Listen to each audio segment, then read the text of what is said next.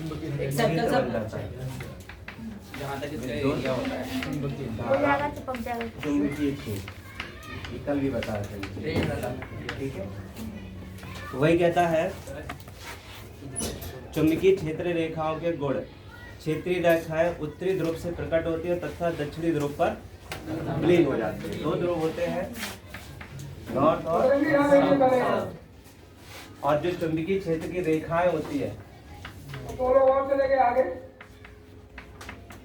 ये यहाँ उत्पन्न होती है, इस जगह पे नॉर्थ साइड ये उत्पन्न होती है, यहाँ पर उत्पन्न होती है और दक्षिणी पे साउथ पे ये खत्म हो जाती है। ठीक है, तथा दक्षिणी ध्रुव पर विलीन हो जाती है। क्षेत्र रेखाएं बंद वक्र होती है। ये बंद वक्र, ये चीज क्या है, ये बंद है पूरे, ये पूरा का पूरा एरिया जो होता है ये बंद हो जाता है। इस तरीके पूरा चक्कर ऐसे काटते हैं, जैसे ये चुंबकीय क्षेत्र, ये विद्युत धारा की दिशा ऊपर की तरफ है तो इसके चारों तरफ ऐसे छल्ले से अगर जो बन जाता है वो चुंबकीय क्षेत्र रेखाओं क्षेत्र बना देते हैं। और इधर से नॉर्थ से ये प्रवेश होते हैं, यानी कि नॉर्थ पे ये उत्पन्न होती है और साउथ पे खत्म हो जाती है। प्रबल चुंबकीय क्षेत्र में रेखाएं अपेक्षाकृत अधिक निकट होती हैं। जब ज्यादा इलेक्ट्रिसिटी होगी तो उनकी जो रेखाएं होगी वो बहुत ही पास पास होंगी। दो रेखाएं कहीं भी एक दूसरे को प्रतिच्छेद नहीं करेंगी। दोनों रेखाएं कभी भी एक दूसरे को नहीं काट सकती। यदि वे प्रतिच्छेद करती हैं तो इसका अर्थ है कि एक बिंदु पर दो दिशाएं कभी नहीं हो सकती, जो कि संभव नहीं है।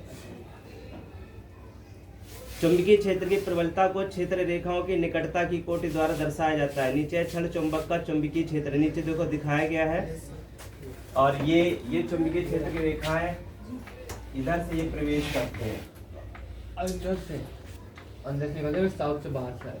ये नॉर्थ से प्रवेश करती है, लेकिन इसमें तो सर साउथ दिखा रहा है, बुक में साउथ दिखा रहा है। नॉर्थ साउथ से प्रवेश करती है। हाँ, एक मिनट रुको।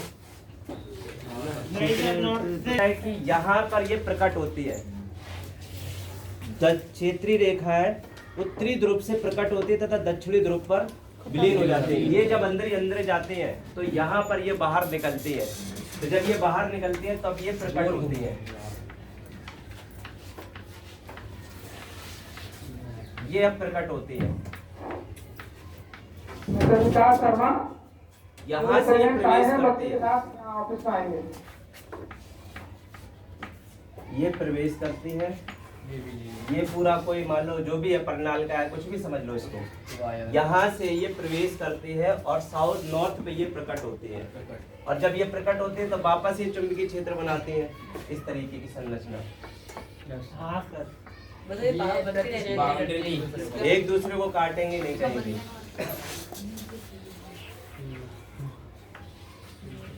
इस तरीके ये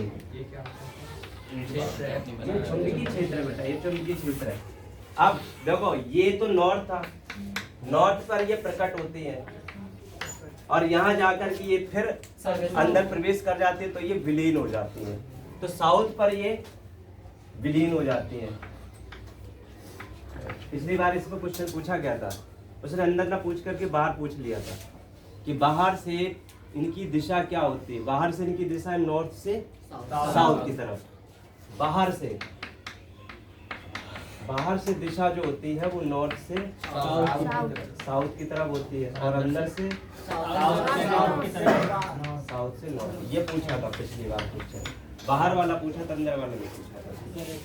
तो ये प्रवेश करते हैं साउथ से, ये साउथ है, साउथ से प्रवेश करती है, नॉर्थ पर ये प्रकट होती है।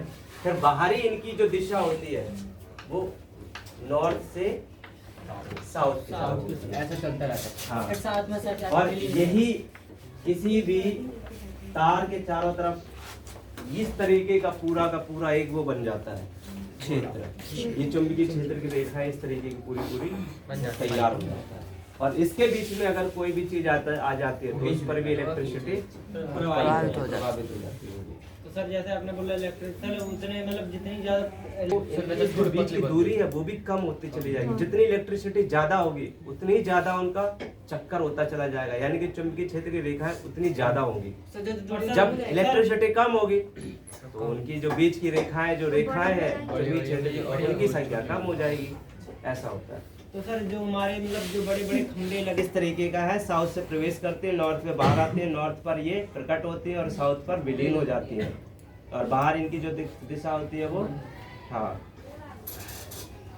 हैंस क्रिश्चियन ऑर्स्टेड वह पहला व्यक्ति था जिसने पता लगाया था कि विद्युत धारा चुंबकीय क्षेत्र उत्पन्न करती थी। एक वैज्ञानिक थे हैंस क्रिश्चियन ऑर्स्टेड, वह पहले व्यक्ति थे जिन्होंने ये बताया था कि विद्युत धारा के चारों तरफ का जो क्षेत्र बनता है वो चुंबकीय क्षेत्र कहलाता है।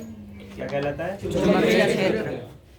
अब नीचे आता है दक्षिण हस्त का नियम, सिलेबस में एक बार देखना पड़ेगा। कल्पना कीजिए आप अपने दाहिने हाथ में विद्युत धारावाही चालक को इस प्रकार पकड़े कि वह अंगूठा जो होता है विद्युत धारा की ओर संकेत करता है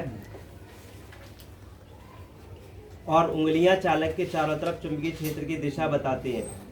जैसे ये पेन है, ये दक्षिण हस्त का नियम है, ये पेन है, ये अगर इसको हम नीचे की तरफ ले जा रहे हैं तो ऊपर हमारा क्या होगा? साउथ, यहाँ से प्रवेश होगी, यहाँ प्रकट होगी इस तरीके से, यहाँ से बाहर जब यहाँ प्रकट होगी तो इस तरीके से। तो अगर ये साउथ है और ये नॉर्थ है तो ईस्ट किधर होगा? इधर है। ये साउथ है और ये नॉर्थ है तो ईस्ट किधर होगा? इस साइड होगा। इस साइड, ईस्ट और इस साइड, क्योंकि दायां जो हाथ होता है तुम्हारा वो हमेशा साउथ की तरफ होता है। अगर इसको तुमने इस तरीके से पकड़ा है तो इस साइड इस तरीके से पकड़ा है तो ये साउथ है, तो साउथ में अगर हम इस तरीके से देखते हैं इसकी तरफ तो ये हमारा साउथ में जाएगा। अगर हम इसको इस तरीके से कर दें, इस तरीके से, ठीक है, तो ये साउथ हो गया, ये नॉर्थ हो गया।